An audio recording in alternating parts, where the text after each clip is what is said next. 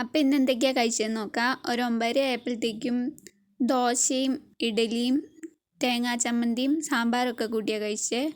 അതൊക്കെ കഴിഞ്ഞിട്ട് അപ്പോൾ ഉച്ചയ്ക്ക് 1 മണിയൊക്കെ ആയപ്പോഴത്തേക്കും ചോറും പടവലങ്ങ മെഴുക്കുവരട്ടിയും തൈരും സാമ്പാറും ഒക്കെ കൂട്ടിയാണ് ഉച്ചയ്ക്ക് കഴിച്ചത്. അത് കഴിഞ്ഞ് ഒരു 5 മണിയൊക്കെ ആയപ്പോഴത്തേക്കും കാപ്പിയും ബിസ്ക്കറ്റും കഴിച്ചായിരുന്നു, പക്ഷേ അതിൻ്റെ ഫോട്ടോ എടുത്തില്ല. വൈകിട്ടത്തെ ഭക്ഷണം ഒരു 7 മണിക്കാണ് കഴിച്ചത്. അതൊരു മുട്ട പൊരിച്ചു, പിന്നെ തൈരുണ്ടായിരുന്നു, പിന്നെ സവാള ഉണ്ടായിരുന്നു, പിന്നെ മാങ്ങാ ചമ്മന്തി ആയിരുന്നു ഉണ്ടായിരുന്നത്. ഇന്ന് ഇത്രയൊക്കെ ഉണ്ടായിരുന്നുള്ളൂ. അപ്പോൾ ശരി, ടാറ്റാ.